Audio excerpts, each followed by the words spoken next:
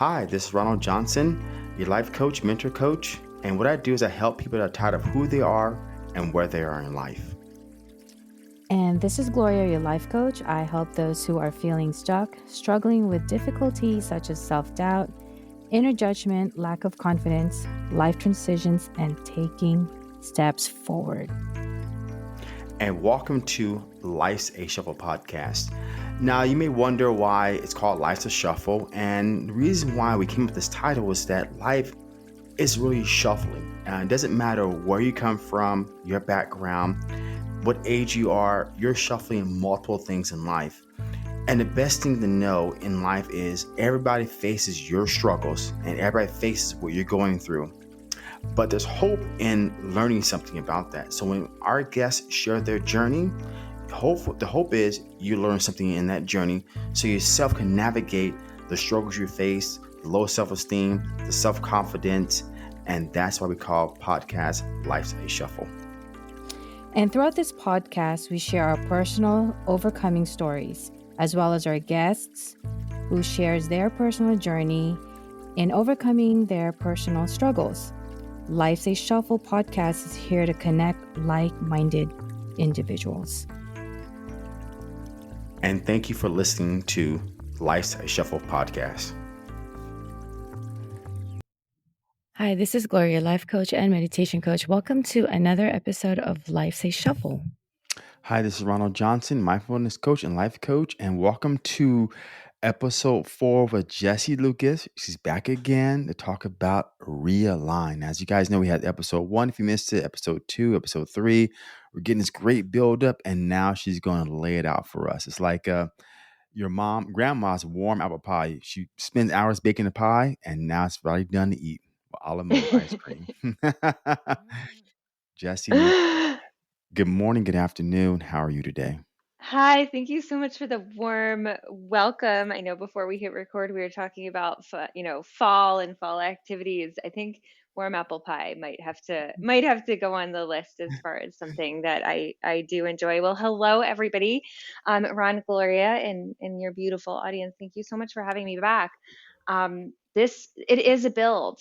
I like how you put that, to bring everybody up to speed. If you are jumping in on the Align episode and haven't heard the previous ones, the whole context here is what I call embodied movement. And I'll give you a little bit of a snippet on what I mean by that. And there is a process within that. There is a build. It's release. And now we're at realign. But before all that, that embodiment piece, what I mean by that is really living in your body. And I know that kind of sounds ridiculous. Like, where else would you live?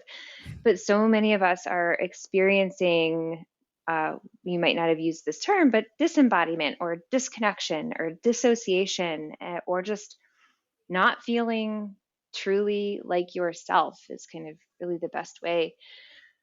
And the easiest way I can put it, and this can be everything from having physical pain that just does not allow you to feel good in your body, that takes a lot of energy and mental capacity and emotional capacity to deal with, all the way through to emotional kind of dissociation or disconnection. And we're even talking mental health here, kind of really disconnecting from your own truth. So realign, whenever I talk about our bodies in this context of embodied movement, I'm talking about kind of, let's call it a 3-part version of your body: your physical body, your emotional body, and your mental body. And what is very cool about talking about realign in this context of embodied movement, when you can make changes, positive improvements, hopefully, to your physical alignment, and that's kind of where I want to start here, it actually creates a ripple effect or snowball effect to realigning things emotionally and realigning things mentally. But we can kick this off by talking about physical realignment, because I know one thing I hear the most, having been a yoga teacher and personal trainer for going on almost 20 years, is I have bad posture. I'm a sloucher. I know I should, I all of those things. And there is a huge impact on your posture, whether it's just bad postural habits or a postural deviation, something you have had, maybe you were born with, or a postural deviation because of an injury or a surgery. And digging deeper to how that really makes you feel in your body and your emotional well-being and your mental health on a daily basis is huge. And it's just one of the windows that, maybe you can understand that that's a thing, but then it just stops there. Like, what do you actually do about that? So I'm gonna pause right there before I go any further. And Ron and Gloria, is there anything there that you want to kind of either highlight or ask about, or I can just keep jamming here? You know what? I had a question about when you said disembodied and what does that really mean? Can you explore that a little more? Yes. So when I was writing my master's thesis and my graduate degree, I came across this article, and it said in the German language, I might have mentioned this on the podcast before, so this might be a review for some of you. In the German language, there's actually two words for the word, or in English, we have the one word body. One is Körper and one is Lieb. And Körper is like the body that, like, this is a body that I can take on a walk. This is a body that if it needs medical attention, the doctor takes a look at. If I need surgery, it's the body that goes on the table. But the Lieb is the lived body. It is your whole sense of self. It is your whole experience of you. And disembodied is like, imagine if this whole experience of you started having pieces taken away. Maybe you went through a stressful experience and you kind of shut down around a certain thing, a certain situation, a certain kind of person, and that's kind of shut down. Maybe you had a traumatic experience and it really kept you from really being able to handle being in your body, that there's a block, that there's a layer kind of keeping you from really having that Lieb, that lived experience. That's disembodiment. So and I know for a good decade, maybe decade and a half, when I was deep in my single parenting mode, I've talked about that quite a bit here on our series, I was living in survival mode, and where I couldn't really see past the end of my nose. It's just day to day, sometimes moment to moment or breath to breath. And there was so much stress, so much strain, so much struggle, so much trauma and um, negativity that I was dealing with on the inside. But on the outside, I had to make things happen. I had to take care of my kids. I had to put food on the table, keep the roof over our head. And so I was disconnected from truly living that survival mode. That's one of the biggest robbers of living as your true self. So anything that takes you away from the fullness of living you is disembodiment. So pain, physical pain that kind of takes over your life, stress is a big one, trauma is a big one. All of these things can contribute to disembodiment. So you can just kind of think about it as being disconnected from Yeah. feeling like your true self. Okay. I like that. I like that. It resonated high with me. What hit the nail on the head for me is when I quit my full time job. You go from having a paycheck, 401k, which they didn't match, but a plan, benefits, whatever. When I quit my full time job, I call it pedal to the metal. I blocked Hmm. everything out so I can just make sure I'm surviving, can pay my rent, put food on the table, take care of my bills, necessary things. And before I know it, my life, it's like driving a car with a defective steering wheel. I was not in control of my life anymore.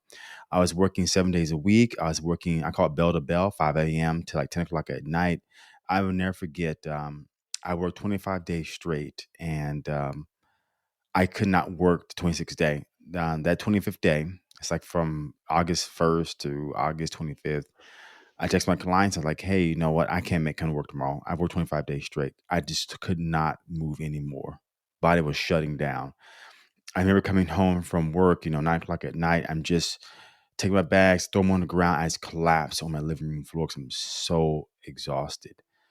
Man, that really hit home for me because when that survival mode kicks in, you block everything out and you just know go pedal to the metal. And up until you either get stressed, but something happens and make you slam on the brakes. It can be stress, it can be trauma, it can be sickness. Something causes you slam on the brakes, and it's a it's a all inspiring experience. And you have a choice: you either go left or you go right. Another experience I had just a week and a half ago, I was coaching a client with my contract job. And, doing my contract job, when we coach clients, you have to do these in between assessments. That's just part of the program. And part of the program are these assessments that we take. So what happens, I will message you at least 40 hours in advance. Now, Jesse or Gloria, did you guys do your assessment? Usually it's like, okay, good, I get it done. And from there, you start your assessment. What I notice is with clients, when they would do the assessment, they'll be okay. In this particular case, when I asked the client, hey, did you do the assessment? She said, what do you mean? I said, this in between assessment. She just starts pouring out so much anger about the assessment. I don't feel like doing assessments. I'm going to sign up for it. So much work. Before you know it, she started bawling in tears. That was a breaking point. Mm. It was, I mean, pretty much she dumped all her frustration, right? Because you got to realize in coaching, it's never about you, it's about them. So she dumped all her frustration about the assessment. Really, the frustration was she's tired of working so many hours and tired of not being in charge of her whole life and having balance, that was just a pin. And it hit and that balloon burst and she just started bawling. And she's like, you know what? I got to make some changes. And from then on, she's going to start making changes in her life to get her balance back in her life. Oh, Both of those examples are exactly why we want to go through this lens of embodiment. So that's what happens. Like when you reach a state of disembodiment, you don't even know it. Like you said, Ron, you're singularly focused. You're doing what is right in front of you, the next thing, the next thing, the next thing. And you feel like you're doing something, right? And most of Mm-hmm. the times you're overworked, overburdened, and there's so much stimulation. You're like, how can there be something empty when things feel so crazy? And you hit that breaking point, for you on that 26th day for this client, the assessment form, and when you are kind of forced and for you your body was just like, nope, no more, no, not going on anymore for this client, just the assignment to do this assessment. It can come from any angle. When you are forced to turn in, tune in, what is, inquire within, you realize how far you've gone. It's like, here's another practical example, and then I'll loop it back to the realignment. When you're driving and you are, deep in thought about something or listening to something, and you all of a sudden you realize, oh my gosh, how did I get here? Missed I the don't exit. remember the that's last funny. 3 miles, right? Like where were the last 3 miles? And maybe sometimes you're still on the same, the correct path, and maybe sometimes you've missed your exit or whatever. But that is disembodiment right there. You don't know how you got from where you were to where you are. There was a lack of engagement in that process. And on the flip side, for the listeners, those examples that Ron just gave, it can happen on the other end of the spectrum too. It can happen in kind of deep depression or lethargy or numbness or lack of motivation. Disembodiment can also be a kind of just quiet tuning out. Those examples were kind of more aroused, like get things done kind of examples.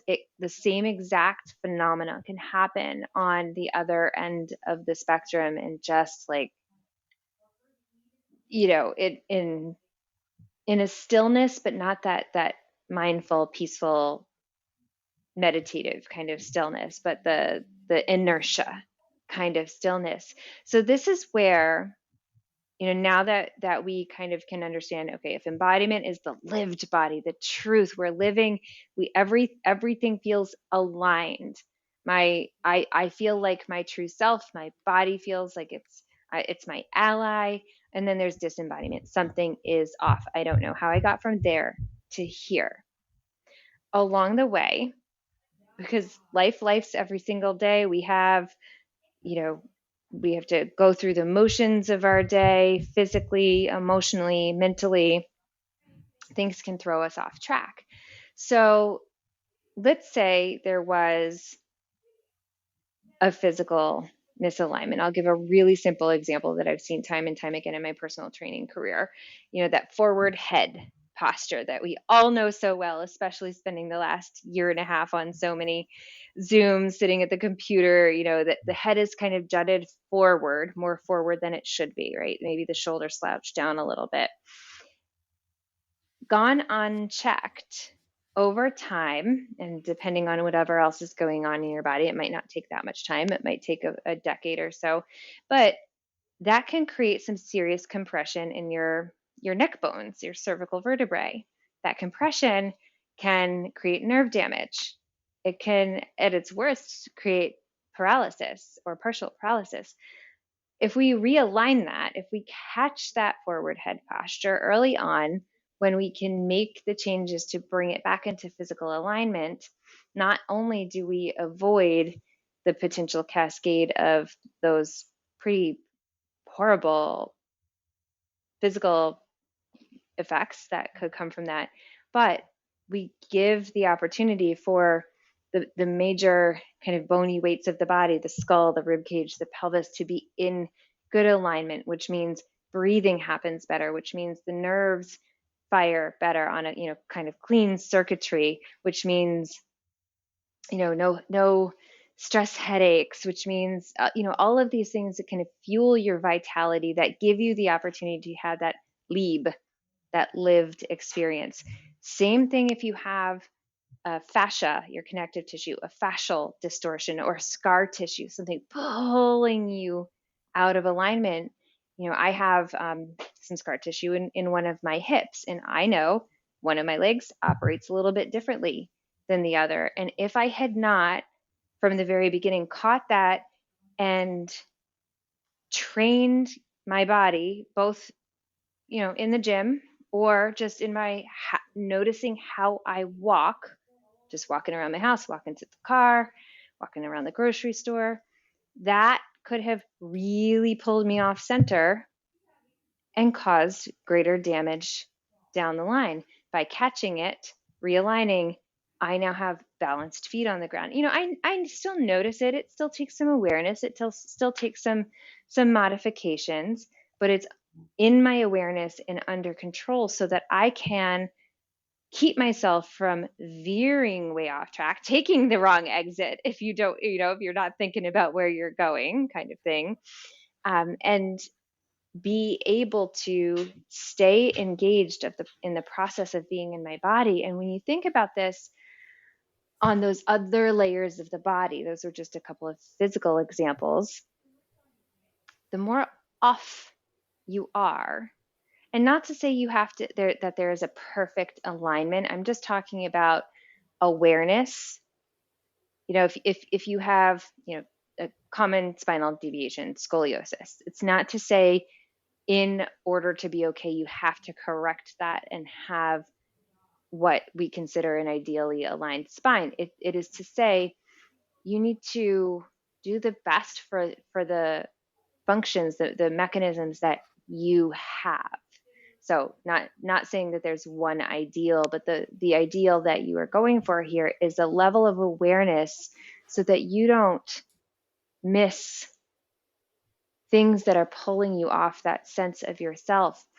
One of the things I have seen happen working with clients in the space of embodied movement, not just on the fitness floor, is when you can gain that level of body awareness and that level of, I'll call it control in tweaking your physical alignment, it allows for a more clear flow of emotions. It allows for a more clear sense of groundedness and centeredness in your mind.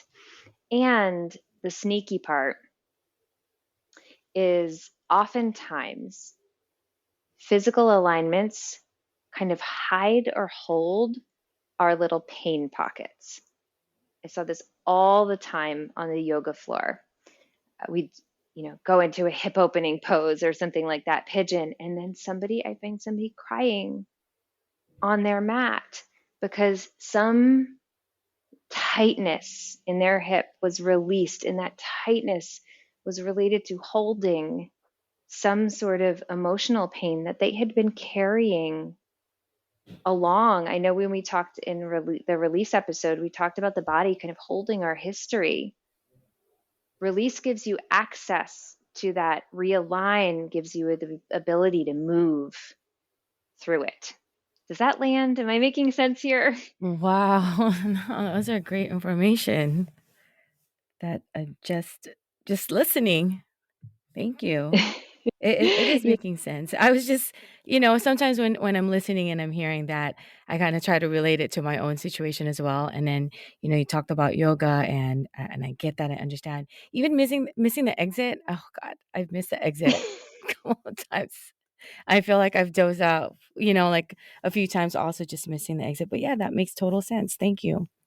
Yeah, it's the thing that we can go our whole entire lives not knowing that this is something that we can be consciously engaged in our own health and well-being, and it's not isolated to the yoga floor. And that was part of the inspiration to create the embodied movement approach, because this kind of thing can be applied to any movement modality, or even just how you are in your body in your day-to-day life. Even if you have no dedicated movement practice, it can be applied just to your moment to moment being in your body. And just, I know it gets a little wonky sometimes when we talk about, storing emotions in the body and realigning that, but I will tell you, when you can use the techniques we discussed in release, and when you can get to this point of realign and have that level of awareness and start,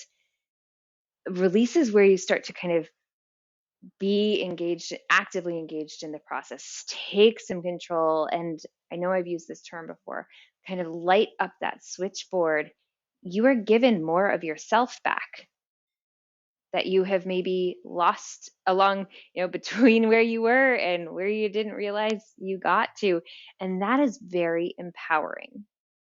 It is very empowering. So part of the realign is about kind of, that's why we go through safety first. That's why we go through release first, because if we open up these pain pockets, it can be intense. It can be intense. And moving through that and bringing it back consciously. And this is where, I'm going to start teasing what we'll be talking about in the next episode of Strengthen. This is where you can really start to have that empowered piece and like, I made that change and look how good it feels. And now I have my energy back. Now I have some confidence. Now I can move forward more powerfully because I'm not moving off kilter anymore. I am moving in, for whatever way. Like, I know some of the scar tissue I have in my hip and from that old silly injury, probably will always be there, but it's not holding me back anymore. And even if it was, and I had some limitations, I would know I had the most awareness and the most control over what I can do with it. What are the smart things? And the whole point of this realign is for you to become the master of yourself.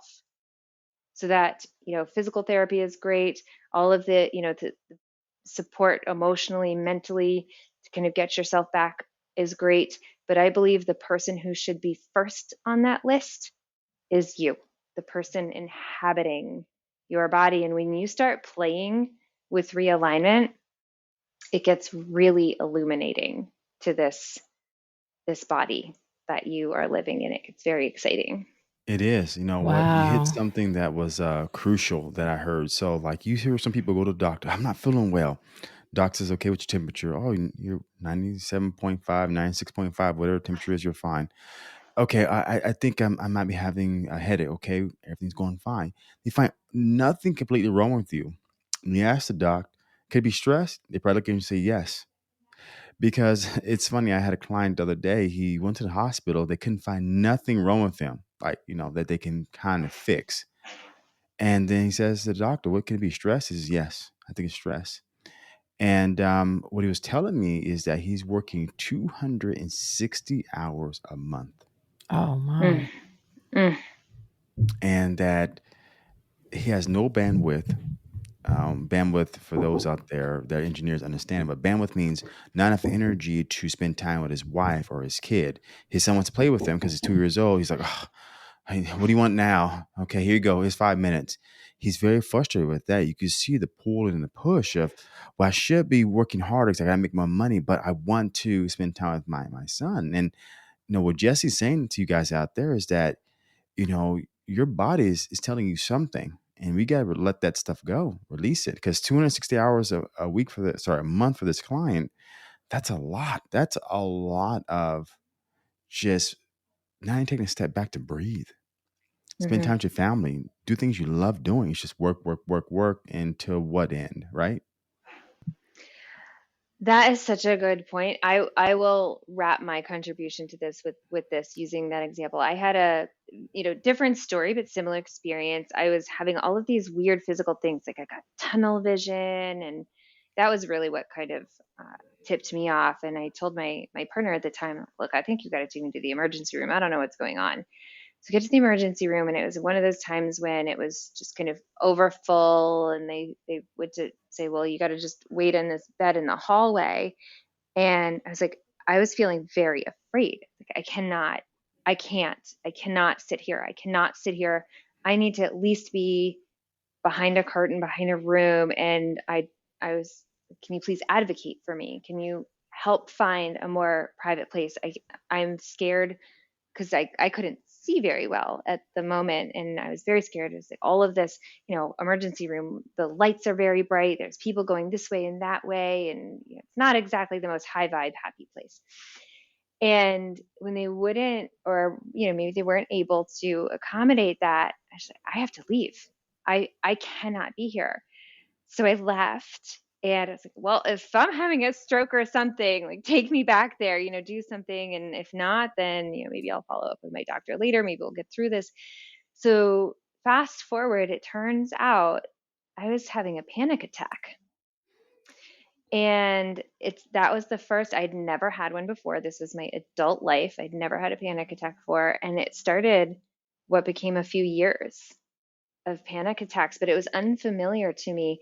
And it was because there were so many things in my life that were misaligned. So Mm, that example right there, and I always talk about, and this might have to be a whole bonus episode, stress. Stress is a threshold for so many of these things, and it is often the indicator of that line between our physical health and our emotional and mental well-being. And this is part of the power of learning alignment and realigning yourself in an embodied way. Because so through that lesson for myself, and what your client that you were giving that example is some self-awareness of noticing, okay, what are some changes I can make?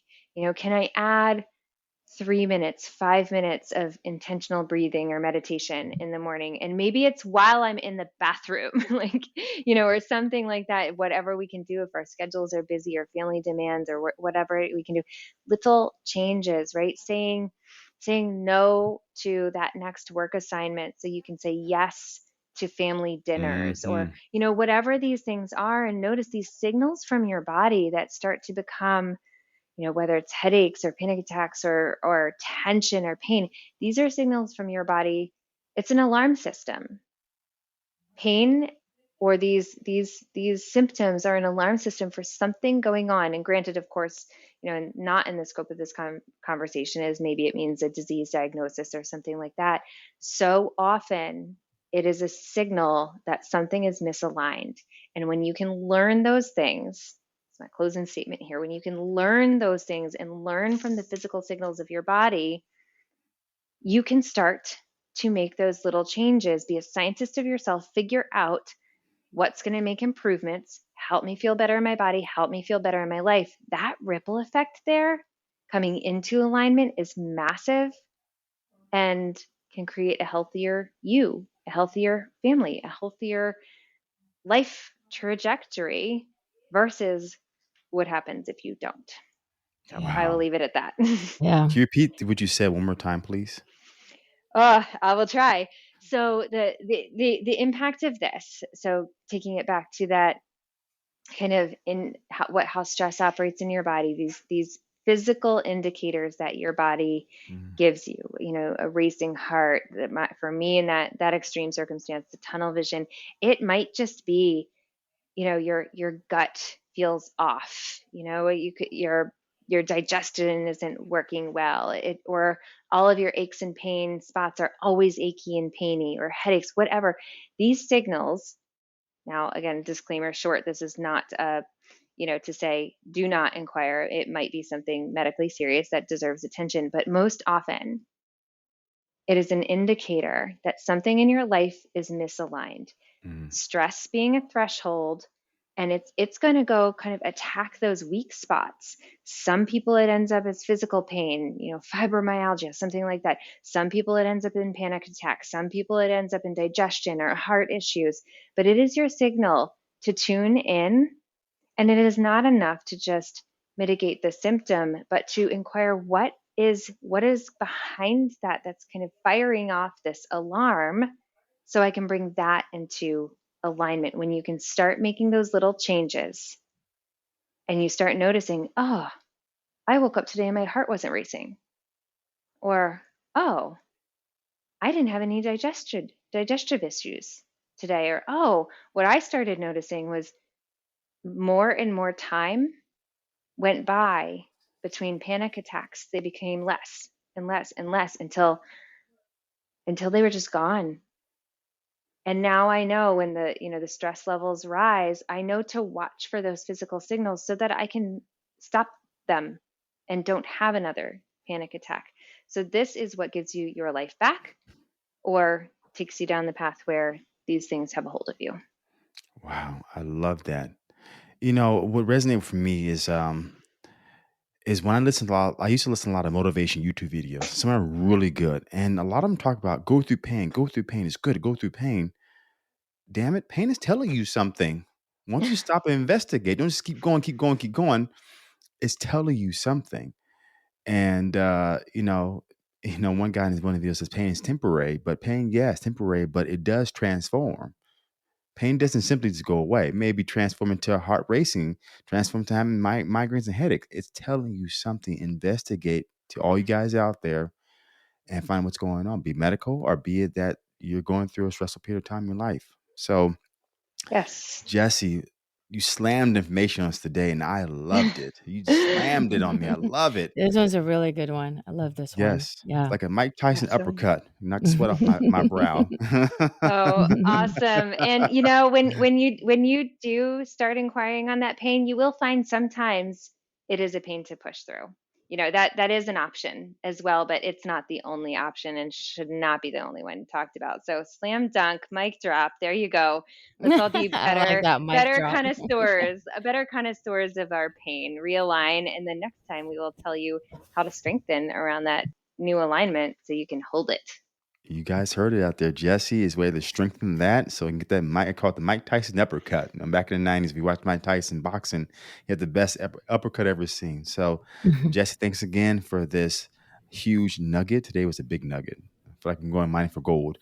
And thanks You're for being welcome. on Life's a Show podcast. I can't wait to talk about strengthen in episode 5. Yes, thanks again, Jessie. And this is again episode 4, Realigned with Jessie Lucas. Thanks, everyone.